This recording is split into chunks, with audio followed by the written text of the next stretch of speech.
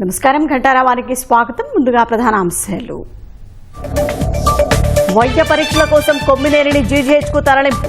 అనంతరం కోర్టులో హాజరుపరచనున్న police.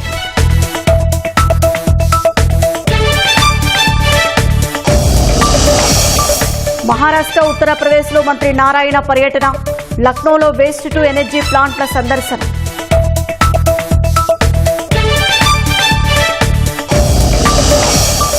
Visakha, Vijayawada metro రైల్పై ఏఐఐబీ ఆసక్తి. వైజాగ్లో కారిడార్లు పరిశీలించిన ప్రతినిధులు.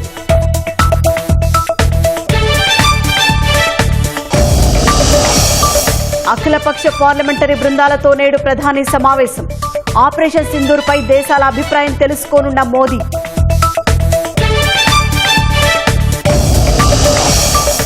లాస్ ఏంజలస్ లో బలగాల మోహరింపును సమర్థించుకున్న ట్రంప్. అమెరికా అధ్యక్షుడిపై న్యాయ పోరాటానికి సిద్ధమైన కాలిఫోర్నియా.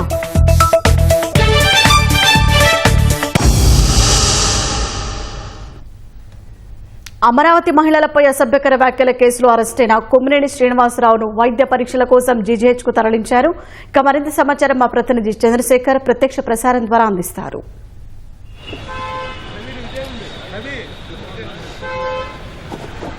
షాహీన్ రాజధాని ప్రాంతం పైన ఇక్కడ ఉన్నటువంటి మహిళ పైన అసభ్య పదజాలంతో ఒక సాక్షి ఛానల్ చర్చలో జరిగేటటువంటి ఒక చర్చ తీవ్ర విమర్శలకు దారితీసింది. దీనిపైన రాజధాని ప్రాంత మహిళా రైతులు, దళితులు తీవ్ర స్థాయిలో ఆగ్రహావేశాలు వ్యక్తం చేస్తూ వారందరూ కూడా ఆందోళనలు దిగారు. దీనిపైన తుళ్ళూరు పోలీస్ స్టేషన్లో కూడా వాళ్ళు ఫిర్యాదు చేశారు. ఎస్సీ సామాజిక వర్గానికి చెందిన వాళ్ళు ఫిర్యాదు చేశారు. ఇదంతా తమ మనోభావాల్ని కించపరిచేలా ఈ చర్చ సాగింది. ఇది పూర్తిగా కుట్రతో కూడిన వ్యవహారం అని చెప్పేసి కూడా వారు ఆరోపించిన తరుణంలో ఈ కేసుకు సంబంధించి సాక్షి టీవీలో చర్చ నిర్వహించినటువంటి కొమ్మినేని శ్రీనివాసరావును పోలీసులు అరెస్ట్ చేశారు. నిన్న హైదరాబాద్లో ఆయన అరెస్ట్ చేసి గుంటూరు తీసుకొచ్చారు. గుంటూరులో నిన్న రాత్రి నల్లపాడు పోలీస్ స్టేషన్లోనే ఆయన్ను ఉంచారు.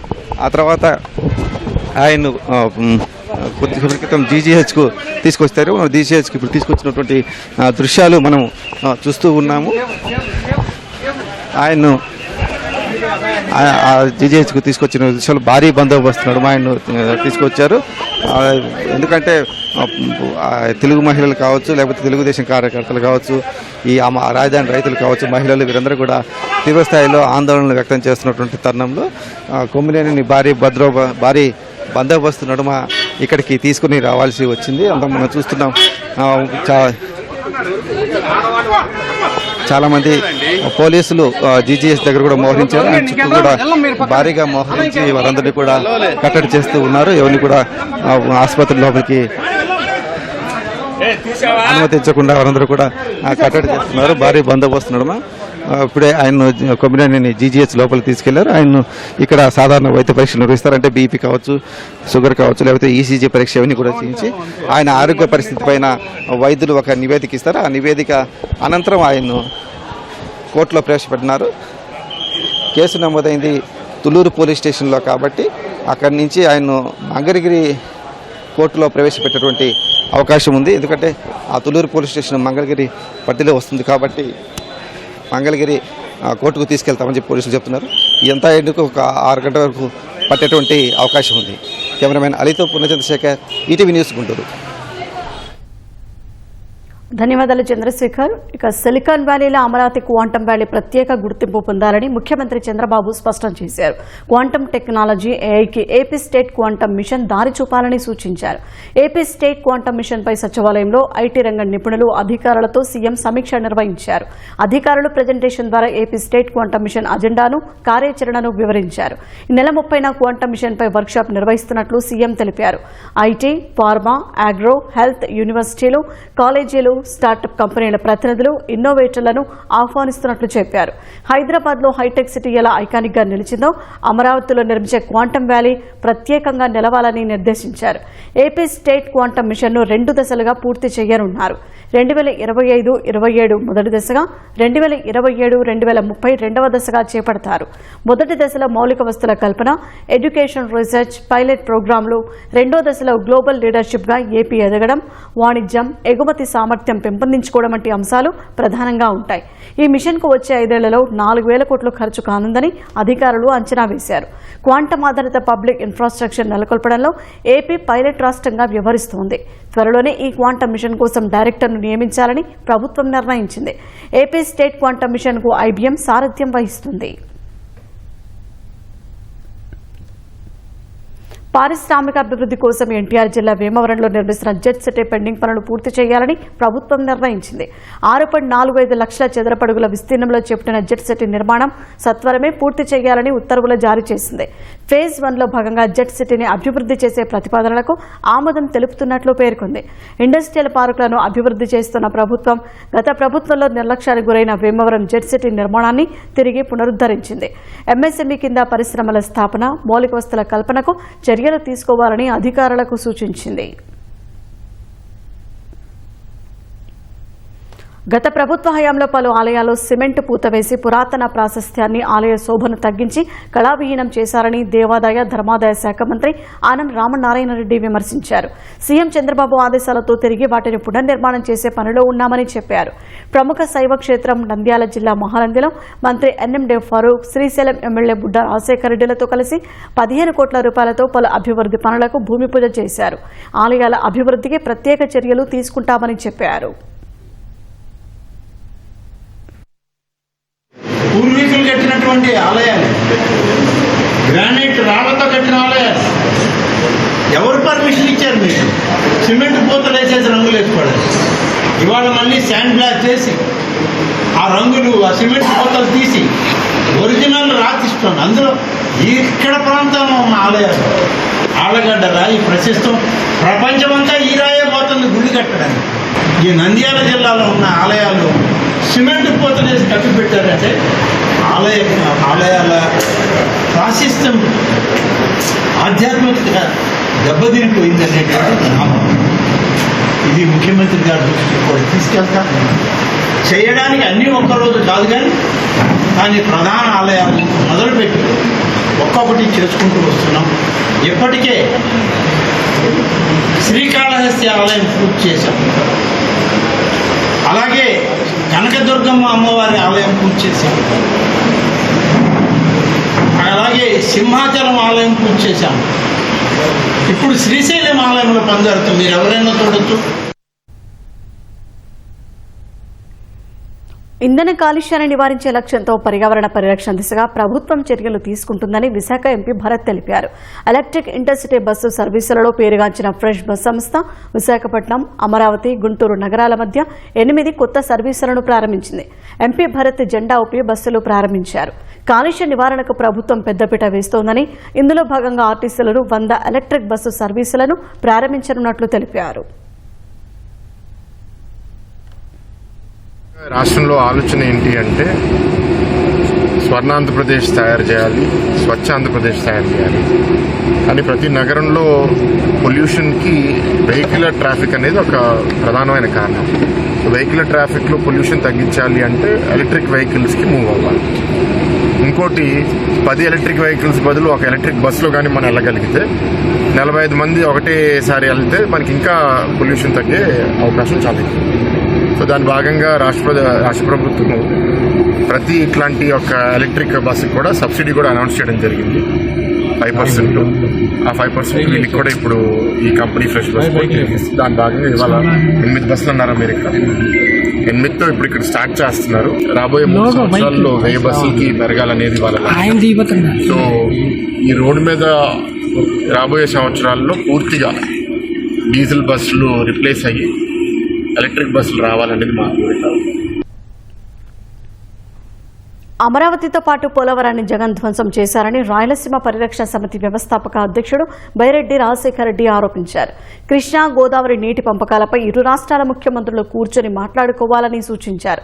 ఇరువురు సీఎంలు తెలుగు జాతి బాగు కోసం నిర్ణయాలు తీసుకోవాలని కోరారు. జగన్మోహన్ రెడ్డి గారు అమరావతి మీద కక్ష పట్టినట్లే పోలవరం మీద కూడా కక్ష పెట్టారు. ఏ విచిత్రంగా ఉంది. ఆయన చేసిన దాని వల్ల కాఫర్ డ్యాము అది పోయింది. కాఫర్ డ్యామ్ కట్టినటువంటివి పోయినాయి, వరదలు వచ్చి మెయింటైన్ లేక. పవర్ జనరేషన్ అది కూడా 950 మెగావాట్, అది కూడాను ఈరోజు మూలకు పడిపోయింది. గోదావరి నీళ్లు పోలవరం నుంచి మరి బానకచర్ల హెడ్ రెగ్యులేటర్ దగ్గరికి తీసుకురావాలన్నటువంటి ఒక పథకం. రెండు రాష్ట్రాల ముఖ్యమంత్రులను నేను రిక్వెస్ట్ చేసేది ఏమంటే, కొట్లాడుకునాల్సిన అవసరమే లేదు. నీళ్లు అనవసరంగా సముద్రంలోకి పోతున్నాయి. ఎన్నన్నా కట్టుకోండి ప్రాజెక్టులు. ఒకరి మీద ఒకరు పిటిషన్స్ పెట్టకుండా ఇంకా 10 ప్రాజెక్టులు గోదావరి మీద కట్టండి, ఇంకా ఒక 5-6 ప్రాజెక్టులు కృష్ణా మీద కట్టండి. పదుల సంఖ్యలో చోరులు చేసి తప్పించుకు తిరుగుతున్న 2 చోరులను నంద్యాల జిల్లా పోలీసులు అరెస్ట్ చేశారు. కోనసీమ జిల్లా రాయవరానికి చెందిన కట్ట శివశంకర్, తూర్పు గోదావరి జిల్లా బిక్కవోలుకు చెందిన కోరడ వెంకటేశ్వరరావు వీరిద్దరూ చోరీ కేసుల్లో రాజమండ్రి సెంట్రల్ జైల్లో ఉండగా పరిచయం ఏర్పడింది. తాళం వేసిన ఇళ్లలో దొంగతనాలకు పాల్పడుతుంటారు. వీరు ఇప్పటిదాకా నంద్యాల, తూర్పు గోదావరి, కృష్ణా, నల్గొండ జిల్లాల్లో చోరీలు చేశారు. ఈ క్రమంలోనే నంద్యాల జిల్లా పాడ్యం సమీపాన సుగాలిమెట్ట వద్ద పోలీసులు అదుపులోకి తీసుకున్నారు. వారి నుంచి పావు కిలో బంగారం, కిలో వెండి, కొంత నగదును స్వాధీనం చేసుకున్నట్లు అడిషనల్ ఎస్పీ మందజావలి వెల్లడించారు. ఎన్టీఆర్ కు మరణం లేదని, కోట్ల మంది హృదయాల్లో ఆయన చిరంజీవిగా ఉన్నారని NTR literature and global networking committee chairman TD Janardhan అన్నారు. ఆస్ట్రేలియాలోని అడిలైడ్లో టీడీపీ ఎన్ఆర్ఐ విభాగం స్థానిక తెలుగు సంఘాల ఆధ్వర్యంలో ఎన్టీఆర్ సినీ వజ్రోత్సవాలు, చంద్రబాబు 75వ జన్మదినం వేడుకలు ఘనంగా నిర్వహించారు. ఈ కార్యక్రమంలో ఎన్టీఆర్ కుమారుడు నందమూరి రామకృష్ణతో పాటు టీడీ జనార్దన్ పాల్గొన్నారు. కార్యక్రమంలో నిర్వహించిన సంగీత విభావరి, సాంస్కృతిక కార్యక్రమాలు ప్రత్యేక ఆకర్షణగా నిలిచాయి. ఈ భూమి మీదకి వచ్చాడు, ఆయన ధర్మం నిర్వహించాడు.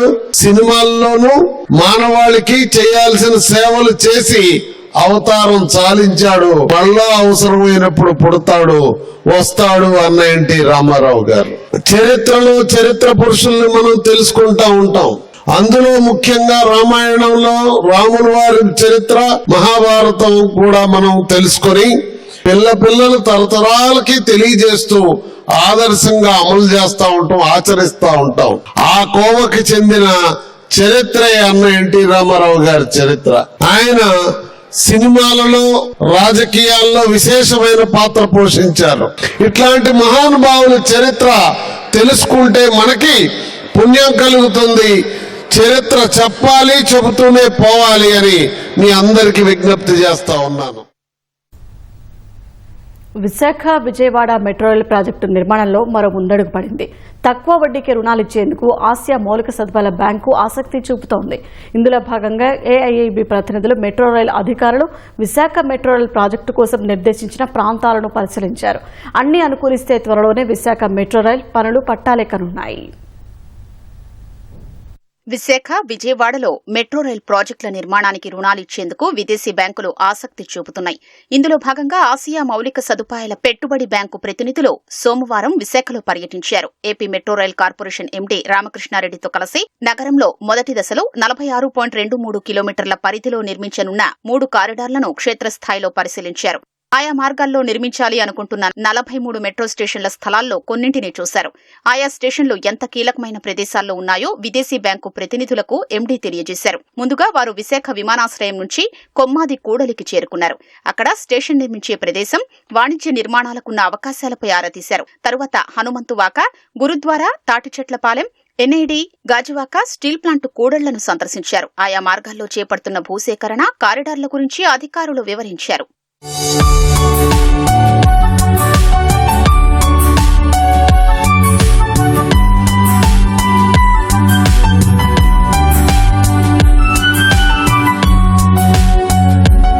విశాఖ, విజయవాడ మెట్రో ప్రాజెక్టులకు 12,000 కోట్లు అవసరమవుతాయని, ఇందుకు విదేశీ పెట్టుబడులు సాధించేందుకు కృషి చేస్తున్నట్లు AP metro rail corporation MD Ramakrishna Reddy తెలిపారు. ఏఐఐబి బృందంతో కలిసి విశాఖలో పర్యటించిన ఆయన మెట్రో ప్రాజెక్టుపై ఏఐఐబి ప్రతినిధులు ఆసక్తి చూపుతున్నారని చెప్పారు. మెట్రో రైల్ ప్రాజెక్టుకి 46 కిలోమీటర్స్ 3 కారిడార్స్లో వస్తున్నది. ఈ 3 కారిడార్స్కి మనకు ఫస్ట్ ఫేజ్లో మనకి 11,000 కోట్లు అవసరం వస్తూ ఉన్నది. 11,000 కోట్లను 6,000 కోట్లు మనకి ఫారిన్ ఫండింగ్ ఏజెన్సీ నుంచి లీస్ట్ ఇంట్రెస్ట్తో ఎవరిస్తారా అని చూస్తున్నాము. ఏఐబి వాళ్ళు వచ్చారు. ఏఐబి వాళ్ళు చాలా తక్కువ ఇంట్రెస్ట్ వస్తున్నది. 1 to 2% లోపల ఇంట్రెస్ట్ పడుతుంది. మనకి రీపేమెంట్ కూడా ఇంచుమించు 30 years వస్తుంది. కాబట్టి వీళ్లతో మంతనాలు జరుపుతున్నాము. విశాఖ మెట్రో రైలు ప్రాజెక్టు నిర్మాణ పనుల్ని అక్టోబర్ నుంచి ప్రారంభించాలని రాష్ట్ర ప్రభుత్వం భావిస్తోంది. విశాఖ మెట్రో రైలుకి అడుగులు వేగంగా పడుతున్నాయి. ఇప్పటికే 46.23 కిలోమీటర్లు మొదటి దశలో విశాఖపట్నం మెట్రోకి, అది కూడా డబుల్ డెక్కర్ మోడల్లో ఈ మెట్రో నిర్మాణం చేపట్టడానికి ఆంధ్రప్రదేశ్ ప్రభుత్వం నిర్ణయం తీసుకుంది. అందులో భాగంగా మొదటి దశలో 3 కారిడార్లుగా ఈ మెట్రో నిర్మాణం జరుగుతుంది.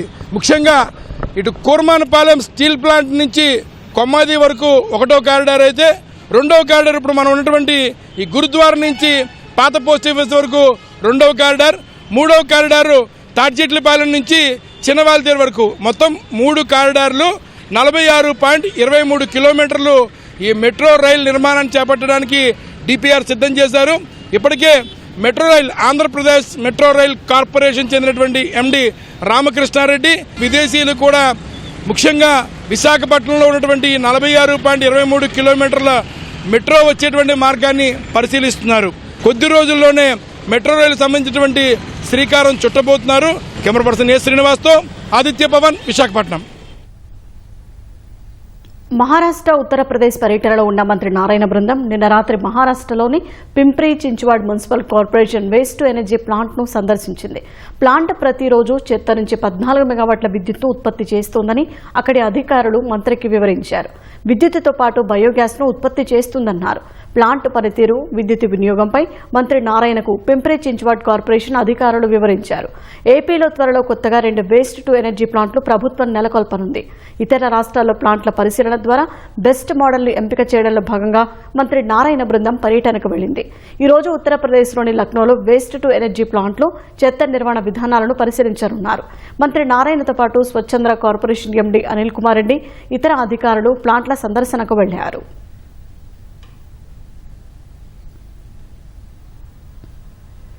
రాత్రి గుంటూరు నల్లపాడు పోలీస్ స్టేషన్లోకి వెళ్లేందుకు యత్నించిన మహిళలను పోలీసులు అడ్డుకున్నారు. అమరావతి మహిళలపై తీవ్ర వ్యాఖ్యలు చేసిన కేసులో కొమ్మినేని శ్రీనివాసరావును పోలీసులు అరెస్టు చేసి నల్లపాడు పిఎస్లో ఉంచారు. విషయం తెలుసుకున్న మహిళలు పెద్ద ఎత్తున పోలీస్ స్టేషన్ వద్దకు చేరుకున్నారు. అప్పటి వరకు అక్కడే ఉన్న వైసీపీ లీగల్ సెల్ నాయకుడు పొన్నవలు సుధాకర్ రెడ్డి మహిళలను గమనించి అక్కడి నుంచి జారుకున్నారు.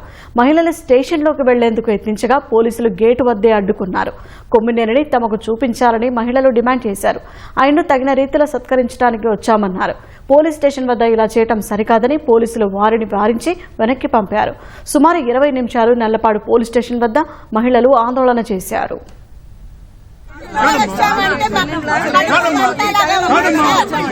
మీరు మా సహకరించాల్సిన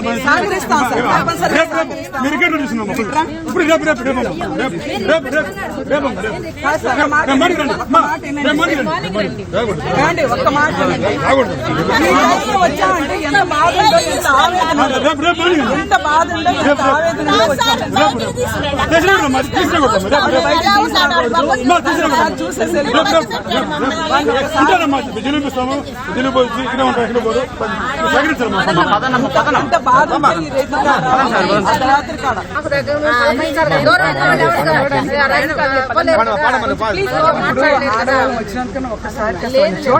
దూరం నుంచి ఎన్ని ఇబ్బందులు పెట్టిన అమరావతి వాళ్ళు 5 సంవత్సరాలు ఉద్యమం చేశారు. వాళ్ళ పొట్టలో కాళ్ళు బూట్లు కాళ్ళతో తన్నినా కూడా వాళ్ళు ఉద్యమం చేశారు. ఇవాళ వాళ్ళందరినీ పుణ్యక్షేత్రాన్ని పట్టుకొని అది అమరావతి మీద కక్ష పెట్టుకొని మహిళలందరినీ మీరు వేసేలో అమరావతి ఎంత అంటే ఎంత అసలు 3 రోజుల నుంచి ఎవరన్నా ఆడగుతున్న నిద్రపోయిందమ్మా. ఆపరేషన్ సింధూర్ ఉగ్రవాద నిర్మూలనపై భారత వైఖరిని వివిధ దేశాలకు వివరించి వచ్చిన అఖిలపక్ష పార్లమెంటరీ బృందాలతో ప్రధాని నరేంద్ర మోదీ నేడు భేటీ కానున్నారు. ఇవాళ సాయంత్రం ఈ బృందాల ప్రతినిధులతో ప్రధాని సమావేశం నిర్వహించనున్నారు. తమ పర్యటన విశేషాలను ప్రధానికి ప్రతినిధులు వివరిస్తారని అధికారిక వర్గాలు వెల్లడించాయి. బృందాల పనితీరును కేంద్ర ప్రభుత్వం ప్రశంసించిందని తెలిపాయి. 33 దేశాలను సందర్శించిన 7 అఖిలపక్ష పార్లమెంటరీ బృందాల్లో ఎంపీలతో పాటు మాజీ పార్లమెంటేరియన్లు, మాజీ దౌత్యాధికారులు కూడా ఉన్నారు. ఇప్పటికే వీరితో సమావేశమైన విదేశాంగ శాఖ మంత్రి జయశంకర్ భారత్ వైఖరిని తెలియజేయడంలో ప్రతినిధుల ప్రయత్నాలను కొనియాడారు.